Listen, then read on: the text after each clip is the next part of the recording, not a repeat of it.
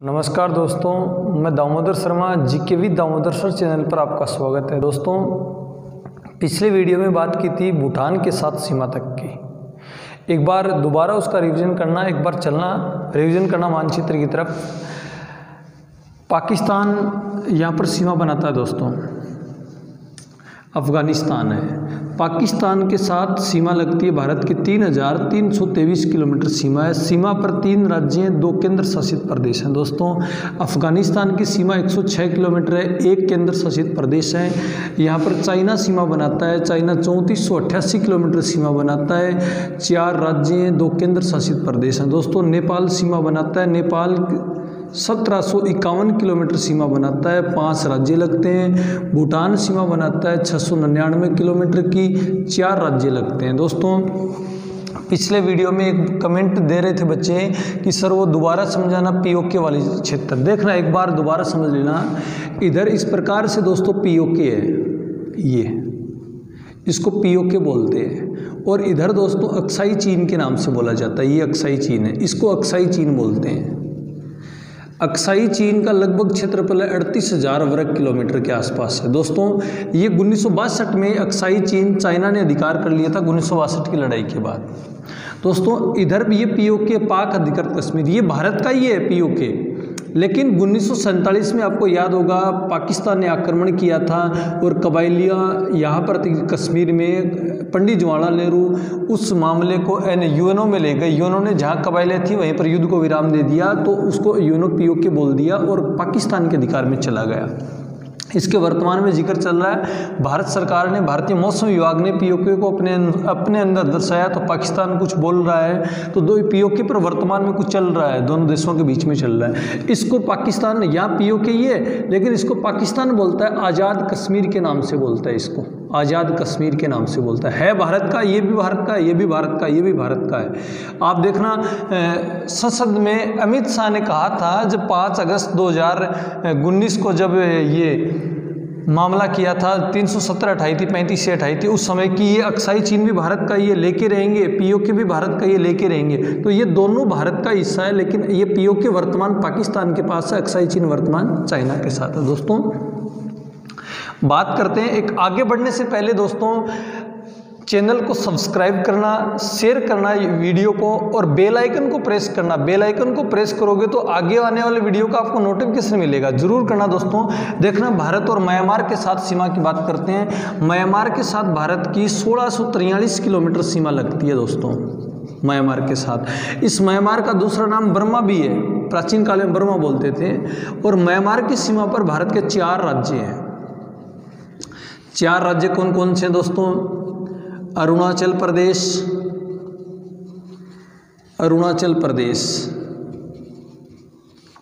नागालैंड, मणिपुर व मिजोरम, 4 राज्य हैं दोस्तों। यहाँ पर बात को समझना, मानचित्र की तरफ देखना एक बार, किस प्रकार से 4 राज्य। अरुणाचल प्रदेश है, नागालैंड है, मणिपुर है और मिजोरम है। ये 4 राज्य। यहाँ पर म्यांमार सीमा बनाता है दोस्तों। म्यांमार 1643 किलोमीटर सीमा बनाता है। म्यांमार की राजधानी नेपैताओ इसकी राजधानी है। दोस्तों, म्यांमार के साथ भारत की सीमा जो लगती है ना, वो सीमा पूरी की पूरी सीमा पर्वतीय सीमा लगती है दोस्तों। याद रखना, भारत और म्यांमार के बीच में सीमा कौन सी लगेगी? पर्वतीय सीमा लगती है दोस्तों। पर्वतीय सीमा लगती है, जिसका निर्धारण कब किया गया था? इस पर्वतीय सीमा का निर्धारण उस समय किया गया था जब प्रधानमंत्री इंदिरा गांधी थी। इस पर्वतीय सीमा का निर्धारण 10 मार्च 1967 को किया गया था दोस्तों, किया गया था। 10 मार्च 1967 को भारत और म्यांमार के बीच में पर्वतीय सीमा का निर्धारण किया गया था। भारत और म्यांमार के बीच में एक पर्वत है जो सीमा बनाता, उस पर्वत का नाम है दोस्तों अराकान योमा पर्वत। याद रखना, अराकान योमा पर्वत म्यांमार का ही है, और ये पर्वत भारत व म्यांमार के बीच में सीमा बनाता है। याद रखना, कई बार आपको पूछेगा, एक ऐसा पर्वत जो भारत और म्यांमार के बीच में सीमा बनाता है, अराकान योमा पर्वत बनाता है। ये पर्वत इंपॉर्टेंट क्यों है? क्योंकि भारत ये मानसून को रोकने का जो कार्य करता है ना, ये अराकान युमा पर्वत रोकने का कार्य करता है। एक बार मानचित्र की तरफ देखना, जब यहाँ पर ये पर्वत है चारों राज्यों की, इस प्रकार से लंबा पर्वत है, इसकी दिशा भारत की तरफ है। मानसून जब भारत में आता है 2 शाखा में बट करके इस प्रकार से जाता है, इससे टकराएगा, टकराकर वापिस आता है तो मेघालय राज्य यहाँ पर, मेघालय में गारो खासी जयंतिया पहाड़ियों में वर्षा करता है, बाद में मानसून आगे बढ़ता है। मतलब ये पर्वत मानसून को, दक्षिणी पश्चिमी मानसून को रोक करके भारत में वर्षा करवाता है, तो भारत के लिए बड़ा इंपॉर्टेंट है अराकान युमा पर्वत। दोस्तों, इन दोनों देशों के बीच में कुछ पर्वत सीमा बनाते हैं। कौन कौन से पर्वत सीमा बनाते हैं उनकी चर्चा करते हैं। एक बार इनका स्क्रीनशॉट ले लेना कि म्यांमार के साथ सीमा 1643 किलोमीटर है, राज्य 4 है, अरुणाचल प्रदेश, नागालैंड, मणिपुर, मिजोरम। सीमा पर्वतीय सीमा लगती है। उस सीमा का निर्धारण 10 मार्च 1967 को किया गया। पर्वत कौन सा सीमा बनाता है? अराकान युमा पर्वत भारत म्यांमार के बीच में सीमा बनाता है। अब जो कुछ श्रेणियां दोनों देशों के बीच में, वो कौन कौन सी एक बार देखना, इसका स्क्रीनशॉट लेना। दोस्तों, भारत और म्यांमार के बीच में कौन कौन सी श्रेणियां हैं, पहाड़ियां जो सीमा बनाती है, एक बार देखना। याद रखना, ग्रेड वाले, रीट वाले स्पेशल याद रखना। एक पहाड़ी का नाम है पटकोई ब्रूम, पटकोई ब्रूम पहाड़ी है। और पटकोई ब्रूम किसके बीच में सीमा बनाती है? अरुणाचल प्रदेश, अरुणाचल प्रदेश व म्यांमार के बीच में सीमा बनाती है। दोस्तों, एक पहाड़ी है नागा हिल्स, नाम से ही पता चलता है आपको, नागा हिल्स के नाम से। ये पहाड़ी नागालैंड व म्यांमार के बीच में सीमा बनाती है। एक पहाड़ी है मिजो पहाड़ियाँ, इससे भी नाम से पता चलेगा आपको, मिजो पहाड़ियाँ किसके बीच में सीमा बनाती है? मिजोरम व म्यांमार के बीच में सीमा बनाती है। एक पहाड़ी है दोस्तों east Manipur hills, east Manipur hills के नाम से बोलते हैं। ये मणिपुर वह म्यांमार के बीच में सीमा बनाती है। दोस्तों, ये 4 पहाड़ियों के नाम याद रखना, कौन सी पहाड़ी किस राज्य में, कौन सी पहाड़ी किस राज्य और म्यांमार के बीच में सीमा बनाती है? Patkai, Naga, Mizo, east Manipur hills. दोस्तों, एक यहाँ पर जब मणिपुर में आप पढ़ोगे तो एक दर्रा है तुजू दर्रा, याद रखना इसकी बात, कई बार आपको पूछेगा तुजू दर्रा। तुजू दर्रा मणिपुर की राजधानी है दोस्तों इम्फाल, इम्फाल को म्यांमार से जोड़ता है। मतलब इम्फाल से म्यांमार जाने का मार्ग तुजू दर्रा है दोस्तों। और वर्तमान की, करंट की बातें भी याद रख लेना, वर्तमान में इस दर्रे से एक त्रिपक्षीय सड़क मार्ग निकाला गया है। आपको पूछेगा त्रिपक्षीय सड़क मार्ग किस दर्रे से निकाला गया है? तुजू दर्रे से निकाला गया है, त्रिपक्षीय सड़क मार्ग निकाला गया है। और वो सड़क मार्ग किसको जोड़ता है, ये भी बात पूछेगा। जो भारत, म्यांमार व थाईलैंड, थाईलैंड की राजधानी बैंकॉक है, थाईलैंड को जोड़ता है दोस्तों। इन 3 देशों को जोड़ने वाला दर्रा तुजू दर्रे में से त्रिपक्षीय सड़क मार्ग है जो निकाला गया है। और इस सड़क मार्ग की लंबाई भी आप बात करोगे, लंबाई 1360 किलोमीटर सड़क मार्ग की लंबाई है। दोस्तों, म्यांमार वो देश है, म्यांमार के साथ भारत का कोई विवाद नहीं है, लेकिन म्यांमार वो देश है, इस देश से एक करंट की बात और भी याद रख लेना, इस देश से रोहिंग्या मुसलमान आ रहे हैं भारत की तरफ। और रोहिंग्या जो मुसलमान है ना, वो भारत में, कश्मीर है, अलग अलग देशों में बस गए, अलग अलग शहरों में जाकर के बस गए हैं। तो रोहिंग्यों के बारे में आपको जानकारी पूछ लेगा। रोहिंग्या कहाँ के निवासी थे? म्यांमार के थे, और म्यांमार ने इनको निकाल दिया था, भारत की तरफ आ गए। तो भारत भी इनको वापस निकाल रहा है, राशन कार्ड इन्होंने बना लिया, तो भारत इनका देख देख के वापस इनको बाहर कर रहा है। तो रोहिंग्या म्यांमार से आ रहे हैं, भारत और म्यांमार के बीच में कोई विवाद नहीं है, लेकिन ये पहाड़ियां हैं, इनको एक बार जरूर देखना है, इसका स्क्रीनशॉट लेना, आगे चर्चा करते हैं। 7वां देश है दोस्तों बांग्लादेश के साथ सीमा। बांग्लादेश के साथ कितनी है सबको याद रखना, ध्यान देना। बांग्लादेश के साथ भारत की 4096.07 किलोमीटर सीमा लगती है। मतलब सर्वाधिक स्थलीय सीमा किस देश के साथ लगती है? बांग्लादेश के साथ लगती है। सर्वाधिक स्थलीय सीमा बांग्लादेश के साथ लगती है। सबसे कम अफगानिस्तान के साथ, सबसे ज़्यादा बांग्लादेश के साथ। दोस्तों बांग्लादेश की सीमा पर भारत के 5 राज्य हैं। हर एक एग्जामिनर आपको पूछेगा, चाहे आप मेट्रो की एग्जाम देना, चाहे आप ग्रेड की देना, बांग्लादेश की सीमा पर निम्न में से भारत का कौन सा राज्य है? तो ध्यान देना कौन कौन से राज्य बांग्लादेश की सीमा पर। असम राज्य है, मानचित्र साथ में रखना आप। असम, त्रिपुरा, मिजोरम,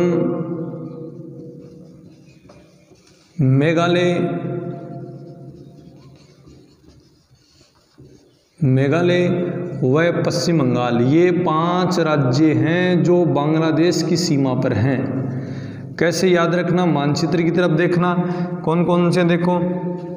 असम सीमा बनाता है, त्रिपुरा है, मिजोरम है, मेघालय है और पश्चिम बंगाल है। दोबारा देख लेना, असम है, मेघालय है, त्रिपुरा है, मिजोरम है, पश्चिम बंगाल है। ये 5 राज्य बांग्लादेश के साथ सीमा बनाते हैं। दोस्तों अभी ध्यान देना, बांग्लादेश के साथ यहाँ पर गौर करना, ये बड़ी इंपॉर्टेंट बात है। 3 बीघा गलियारा, कितना बीघा गलियारा है? 3 बीघा गलियारा किन 2 देशों के बीच में है? भारत व बांग्लादेश के बीच में। इस प्रश्न को हमेशा पूछता है, चाहे किसी भी एग्जाम में देखना, जाके पुराने पेपर देखना। 3 बीघा गलियारा किन 2 देशों के बीच है? भारत व बांग्लादेश के बीच है। दोस्तों पुलिस में बार बार इस बात को पूछता है, 3 बीघा गलियारे को। एक और बात पूछता है यहाँ से, जीरो लाइन किन 2 देशों के बीच में? दोस्तों जीरो लाइन भारत का राज्य है त्रिपुरा व बांग्लादेश के बीच में जीरो लाइन है। जिस प्रकार से रेड क्लिफ रेखा भारत और पाकिस्तान के बीच में ना, उसी प्रकार त्रिपुरा और बांग्लादेश के बीच में जीरो लाइन है। दोस्तों बांग्लादेश के साथ भारत का वर्तमान में कोई विवाद नहीं है। एक विवाद था, वर्तमान में ख़त्म कर दिया, और उस विवाद का नाम था छिट महल के नाम से विवाद था। ये ख़त्म हो गया दोस्तों। छिट महल कैसे हुआ था आप समझ लेना। छिट महल वो जगह थी, मतलब ये भारत बांग्लादेश की सीमा है। इस सीमा पर ऐसे लोग रह रहे थे दोनों तरफ, जिनको न तो भारत की नागरिकता थी और न ही बांग्लादेश की, दोनों बीच में थे। अब न तो उसके पास बांग्लादेश का राशन कार्ड था और न भारत का था, तो दोनों देशों के बीच में विवाद की जगह थी, छिट महल जगह थी उनको बोलते थे। इसलिए प्रधानमंत्री नरेंद्र मोदी 2016 में प्रधानमंत्री बांग्लादेश की यात्रा पर गए और उस लोगों ने आवाज़ उठाई, तो उस छिट महलों का आदान प्रदान किया गया था। तो 51 छिट महल तो भारत को दे दिए गए, जिनका निस्तारण उसी समय कर दिया गया, और 7 छिट महल बांग्लादेश को दिए गए, जिनका निस्तारण दिसंबर 2016 तक किया गया था। दोस्तों ये विवाद वर्तमान में खत्म हो गया। इस प्रकार से भारत के 7 देशों के साथ स्थलीय सीमा लगती है। उन 7 देशों के साथ कौन कौन से राज्य सीमा बनाते हैं वो भी आप मानचित्र से समझना। एक बार इनको याद भी रखना, दोबारा देख लेना, नोट्स बनाना, आपको समझ में पक्का आएगा और आगे भी चर्चा करते हैं। देखिए एक बार स्क्रीनशॉट लेना इसका। दोस्तों देखिए, स्थलीय सीमा जब खत्म हो जाती है भारत की, जलीय सीमा शुरू होती है। देखिए जलीय सीमा के बारे में, भारत की जलीय सीमा 6 देशों के साथ लगती है। दोस्तों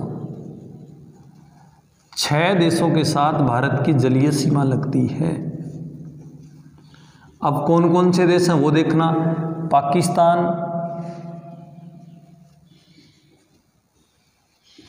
पाकिस्तान, मालदीव, श्रीलंका, इंडोनेशिया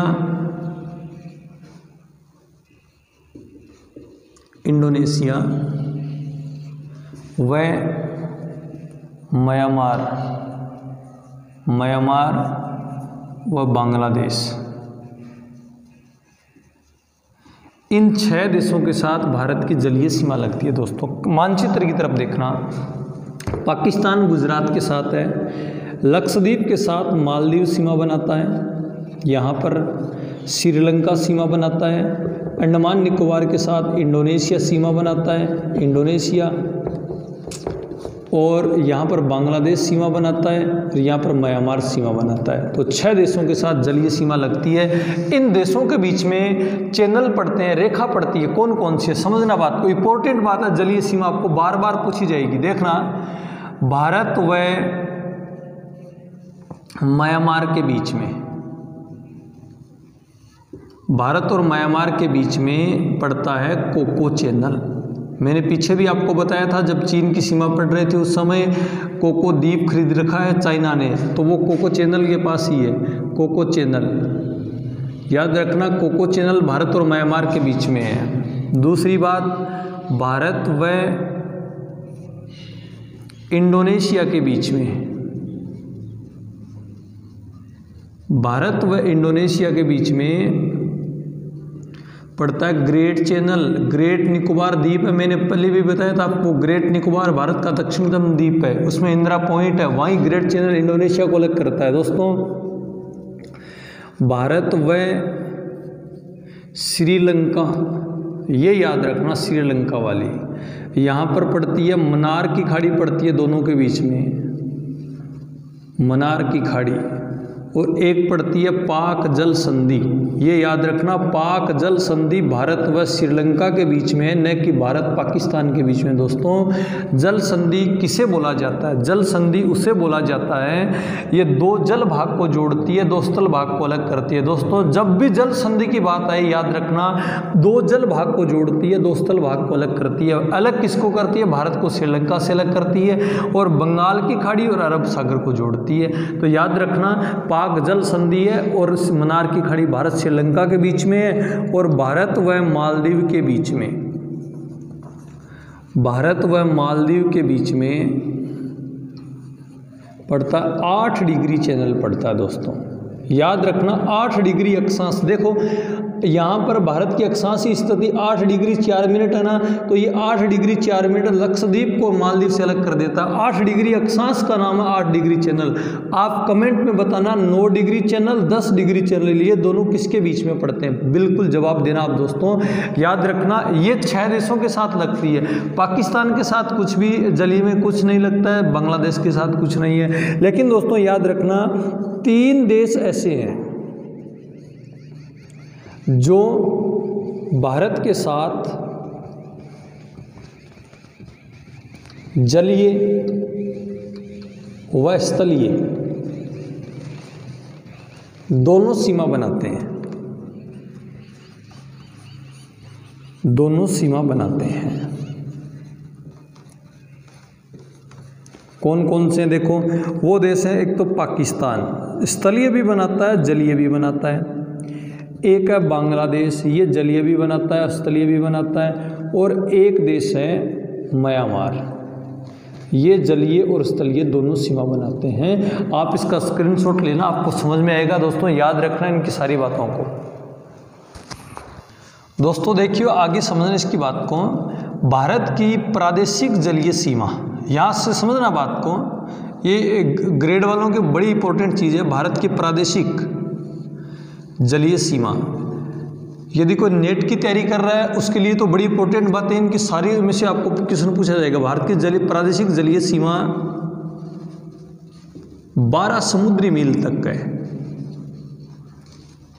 समुद्री मील तक भारत की प्रादेशिक जलीय सीमा है। दोस्तों, आपको मैंने पहले भी बता दिया, मील 2 प्रकार की होती है। एक धरातलीय मील,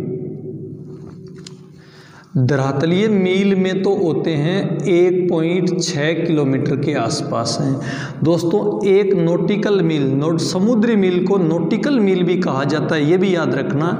एक नॉटिकल मील में होते हैं 1.852 किलोमीटर होते हैं। तो ये याद रखना, ये नॉटिकल मील की बात कर रहा है। भारत की प्रादेशिक जलीय सीमा 12 समुद्री मील तक है। इस 12 समुद्री मील में भारत को पूर्ण अधिकार है, आपको ये समझना है। यहाँ पर 12 समुद्री मील में तो दोस्तों, जब तट से, समुद्री तट से आगे जाओगे, कितनी मील तक?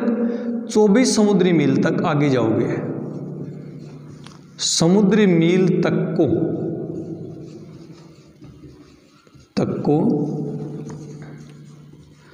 संलग्न क्षेत्रमंडल कहा जाता है दोस्तों। यहाँ पर बात को समझना, थोड़ा सा ध्यान देना। संलग्न क्षेत्रमंडल किसे कहा जाता है? 24 समुद्री मील तक को संलग्न क्षेत्रमंडल। क्या है संलग्न क्षेत्रमंडल में? इस संलग्न क्षेत्रमंडल में राजकोषीय संबंधी, राजकोषीय संबंधी, सीमा शुल्क संबंधी, सीमा शुल्क संबंधी, पर्यावरण प्रदूषण संबंधी,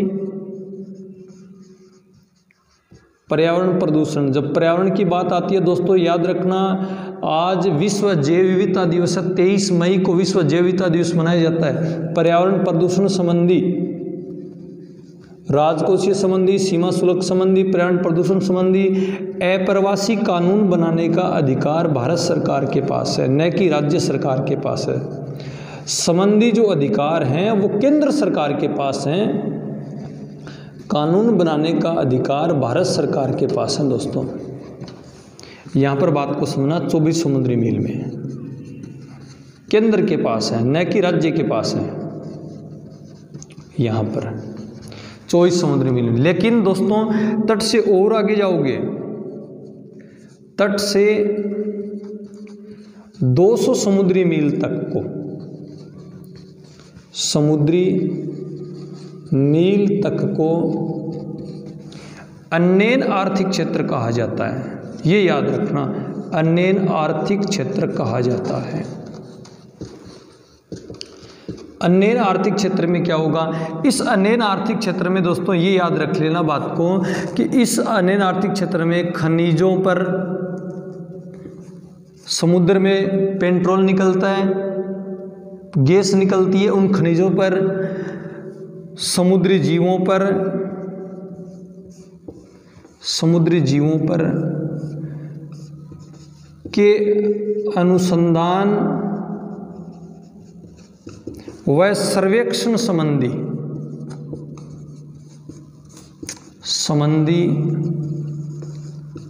अधिकार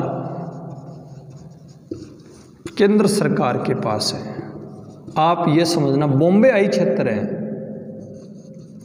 खनिज तेल निकलता है। भारत का सबसे बड़ा खनिज तेल उत्पादक क्षेत्र बॉम्बे आई क्षेत्र है।